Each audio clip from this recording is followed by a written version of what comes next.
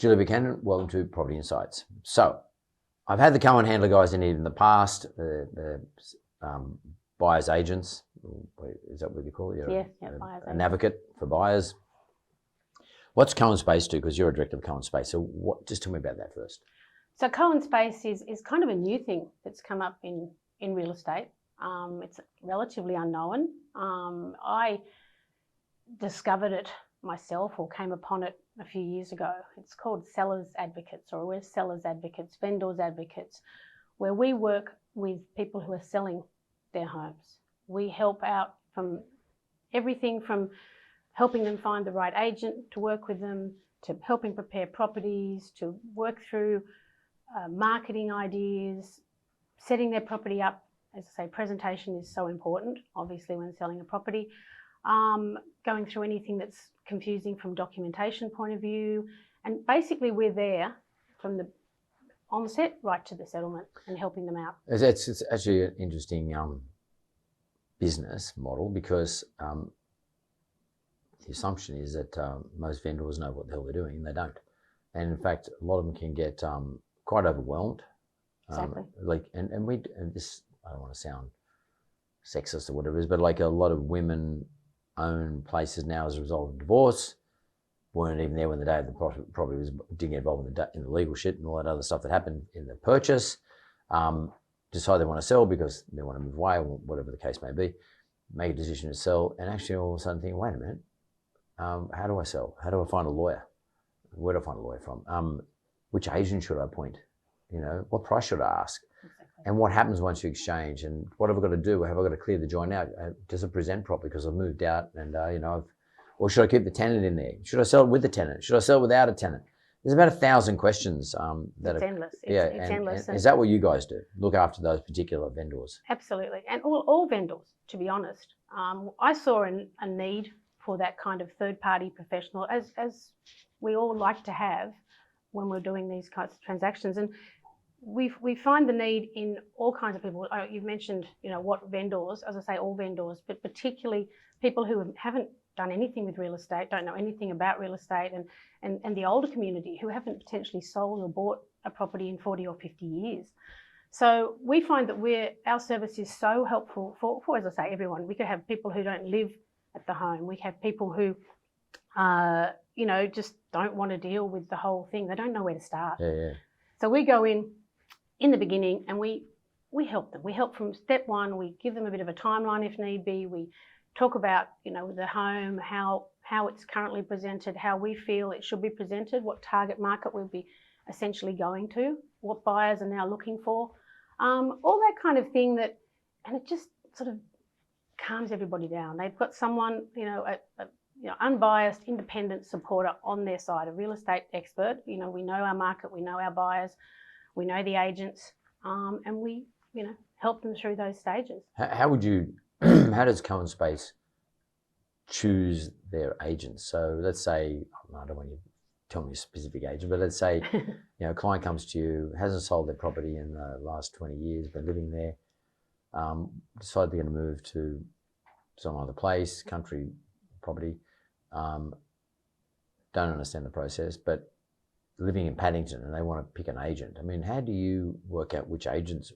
how do you get agents on, let's call it your panel? Yeah, look, every vendor, every house has different needs essentially, and we assess that. We also obviously do our research, or we know the areas and know the agents that have had success in those areas price-wise, who do the best in the higher end or the apartments or the townhouses. So we collate all that together, but certain vendors need a certain skill set. All agents bring a different skill set in some ways, a different point of difference. And so we look at it all and work out who we feel should be on the panel, because we don't make the decision on the agent. The vendor makes the decision. We can interview the agents. The vendor can choose to be there or not be there. They sometimes want to run the whole interview process with the agents and just have us listening in, asking our advice, asking the questions that they want to know. Will you provide questions to the vendor? Say, look, here's 6 questions you should ask these particular agents who you're interviewing. If they want to do it on their own, absolutely. We'll talk about when we meet them and before we meet them, we'll sit down with them and discuss. We were bringing in these 3 or 4 agents. Some vendors already have an agent they particularly want to work with, or in some cases particularly don't want to work with. And so we build that into our, who we bring in. And how do you charge? How do you work out your fee?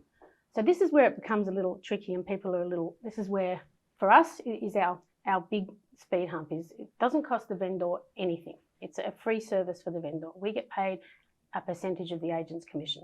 So you negotiate with the agent? No negotiation, it's just a flat fee. But does the vendor tell the agent that they ultimately, let's say I pick Lang & Simmons, I don't even know they exist anymore, like I pick Lang & Simmons or a Rich and Wrench, and then I'm the vendor, or do I go away to Rich and Wrench? You now got to pay Julie's firm her flat fee. Is that how it works, or do you talk to the agent? The agents know, and the agents are, as everyone is right now, being educated in how this works. Right. And I'm guessing, I use mortgage broking as a bit of an analogy when I try and explain this business to people. Like back in the day when I bought my first property at 18, we walked the streets of getting the banks, filling in all the forms, hoping we got all our information correct, hoping for the best deal. Nowadays, people go to, my kids just bought their first property, or 2 of my kids have just bought their first properties, and they're just like, well, just go to a mortgage broker. Yeah. Why would you not? They work so hard to get you the best deal, yeah. and it costs you nothing. So I'm guessing when that started, it was a tricky one to get people to understand initially, and we're kind of going through the same thing right now because it doesn't cost anything. We work really hard, and we have such success at the end because, as anyone in property really knows, presentation, doing it right, to get the best price, this is have us on board. So in terms of presentation, Julie, so do you say to the vendor, look, the place looks a bit crappy. We've got a team who can come in and put a new lounge in there, or steam clean the carpet, or put new curtains in. Do you do that sort of stuff as well? Yeah. So once again, every property is different, but we certainly go in and we have it assess what we feel. Once again, measuring what the target market is. So we just did a property recently, just to give you an idea, in Castle Cove in Sydney, and it was an older couple who were moving into a retirement home. Now they'd lived in this home for over 40 years, and the home was, it was tired, as it would, and they were just, their children actually approached us and asked for our assistance they just didn't know where to begin. So we went in there and I looked at, what sort of person is going to be looking to buy this property. Now it's a single level. It was sort of a starter in the area. It was in a price bracket that people could get themselves in, and eventually down the track renovate. So they moved out. We fresh carpeted it. We painted. We bought some furniture in. Set the lifestyle. Now the backyard was full of trees, and they were lovely gardeners, but it was very busy with vegetable gardens and trees.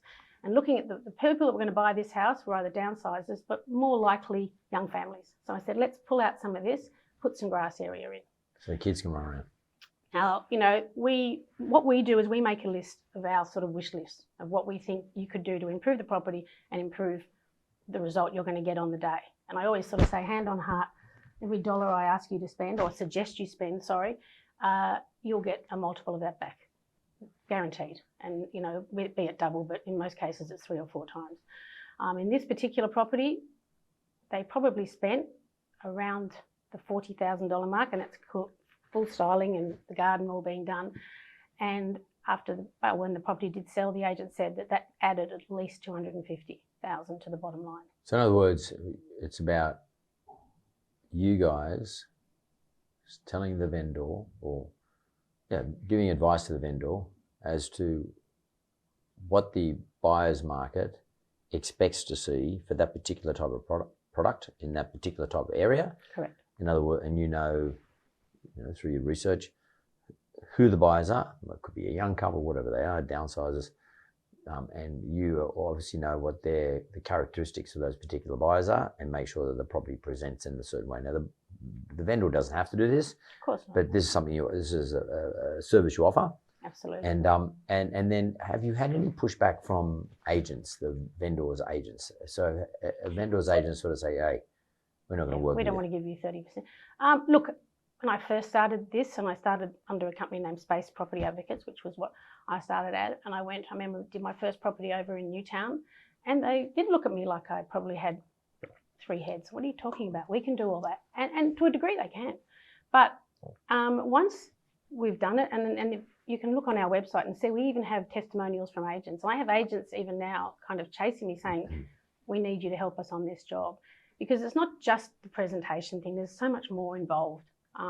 We do a lot of, marriage breakdown, divorce cases where there's a little bit of angst there. So having that middle person to bounce your ideas off and try and just keep it. Husband talks to you this way and the wife talks to you this way. Yeah, and they just then refer to us like, okay, well, he thinks this or she thinks this. What should we do, Jules? Yeah. And I'll give them an opinion. Once again, everything is always decided by them, but it just helps. And like I said, with the older people, they just need a little bit more time and patience. And the agents need to get out there and do their job. And their job is to find the buyers and negotiate the sale and get the best possible price. So by getting us and the agent, they almost get two for the price of one. Well, they do. They get two for the price of one. They pretty much do. Yeah. And we're there and we make sure that that property, before open for inspections, looks as it should. We carry around blowers, we carry around vacuum cleaners, we have our matches to light the candles, we have all that kind of thing. So I know that, don't fall at the finish line. Like, we've put all this effort and work in. You walk into a house on a hot, hot summer's day and the agent's running from inspection to inspection. There's nothing better than walking into a house. If the owner's not living there, that is cool. And it is, you think, wow. So we will go there on a hot day and put the air conditioning, if they have it, on earlier. If it's got a fireplace or the heating, same thing in the reverse. So when the first impression when you walk into this property is nice and wow. And we make sure that that's done. And I know on a Saturday, you've got agents running everywhere and it is difficult for them. So we're taking a lot of that work away from them. So, people ask, are they happy to give you your 30%? And I said, they absolutely are. Once they've used this, they really understand that we add so much value for them and for the vendor. They get presented with a property. I mean, an agent's not going to walk in to your house. Start back and clean the floor. Yeah, because they're pitching to get this listing. And they're not going to turn around and say, oh, that purple mosaic wall, that probably, they're not going to say that. They're going to tell you that it looks wonderful and you've got great style or whatever. I don't know what they're going to say, but I do know what they're going to say. But they know that we'll go in and we'll make some suggestions. And I always say to people, please don't be offended by anything I say. This is a home that you live in, and there's two different ways of styling a house, and one is styling to live and one is styling to sell, and they are two totally different things. People don't want to walk in, they feel awkward walking into someone's home and seeing your bed made up for you to go into that night, your photos everywhere. They're intruding on your home. So we, take it all out. Get people to walk into a home and see themselves living there. We target the styling, we target the presentation to the market that we believe is going to be interested in that property. And then once you get those people walking in and invested, I can see myself sleeping in that bed. I can see myself sitting at this lounge, and they become invested buyers. And once you get invested buyers, and if you can get one or two or three, the property result will exceed all your expectations. And that's what we're about. So can I ask you the question? I've been interested in this. Is a house better to be presented empty, in other words, no furniture, or if it's up for sale, or is it better presented furnished? Furnished, 100% Why? furnished. A couple of reasons. A lot of people, the whole point of getting people into properties, they want to see themselves living there. So having an empty space, some people can see what it can be, but the majority of people actually can't. So presenting the lifestyle or how the house can be used and what they can do and setting it all up, people, as I say, using that word invested again, but they come invested in that property. I sold my own home a year and a half ago and, did everything that I Top of the market. And it was good. It was good. But we totally blew it away. But once again, we got these invested buyers in because, I loved my home. I had the comfy lounge with the dogs and everything. Had 4 kids that ran around and had trashed it over the years. Not trashed it, but it was tired. Lived in it. It was tired. And it was my home, and I think I had beautiful furniture and I liked my style, but it wasn't style to sell. So I did a lot of work on it, cleared it out. And, every dollar I spent on that particular one, we did get multiple back. But once again, we had these invested buyers. There were buyers going through that property who had already marked out where they were going to put their children or who was going to have that. So once you get that, we blew our reserve by a long way. And that's what we try and do. I love what I do. I love helping people into in a a market that's hard. It's a market, making choices is hard, knowing if you're spending the right money on the right place. And some people, they ask me, like, should we put in a new kitchen or should we? And I'm like, to be honest, I think, what you've got here is fine. We can do this to it, a minimal spend. Some people, I've been in houses that need no spending. It's not, we don't just come in to do that. We did a beautiful one in Northbridge. They'd literally fully renovated it and moved back in, and they'd been there 3 months, and they made a decision to move to Queensland. And, except for just a little bit of tweaking and a little bit of styling here and there that we did just to add, the lifestyle thought to the property, they just wanted me there because, I don't know, unfortunately there's a little bit of mistrust in real estate agents. And in most cases it's actually wrong. They're tarred by a brush of a few, and that's just life, isn't it, I guess, in that respect.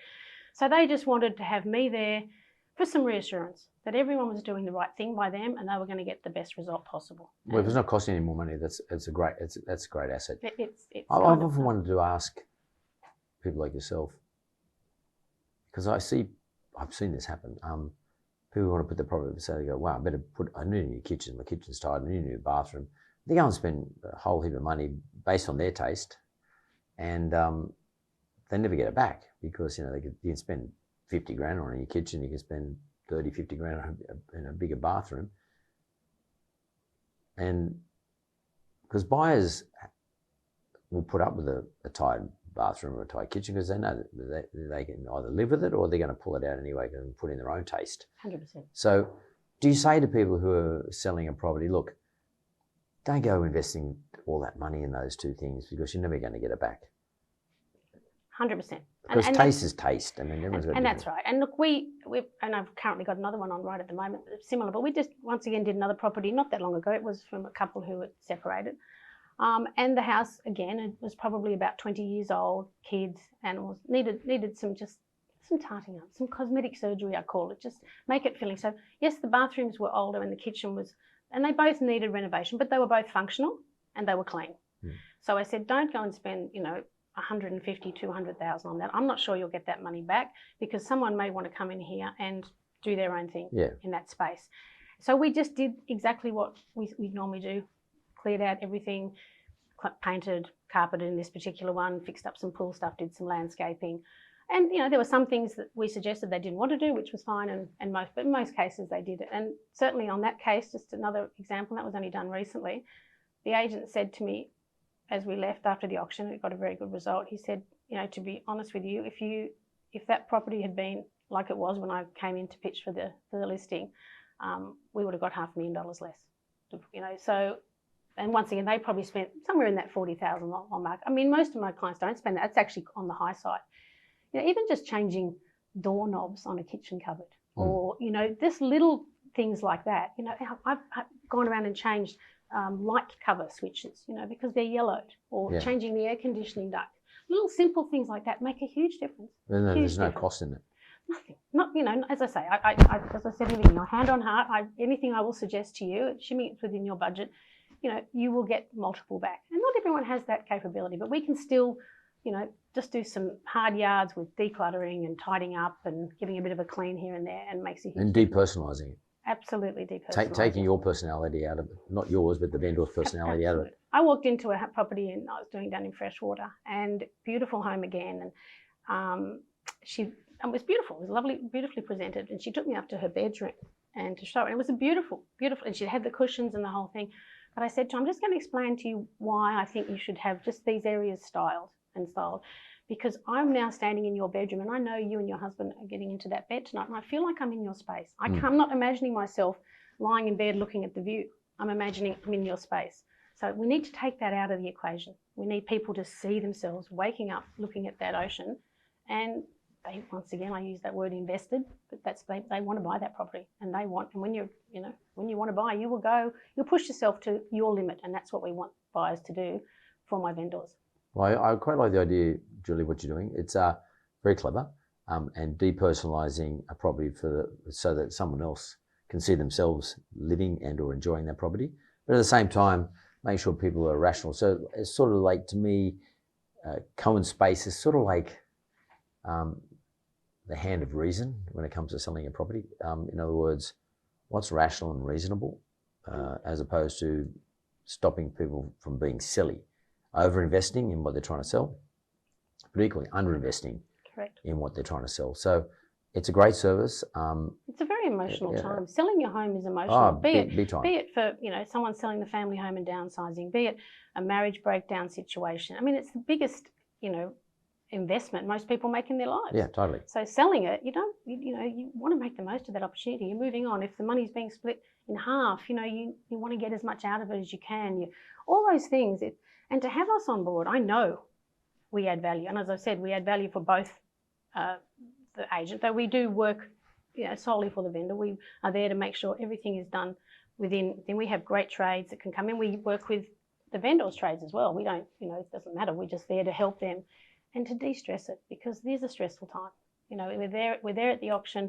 We're there before opens. We're there to help them when offers do start to come in, help them with negotiation if needed, just explaining it all and holding their hand. As I said, the hand of reason. I love it.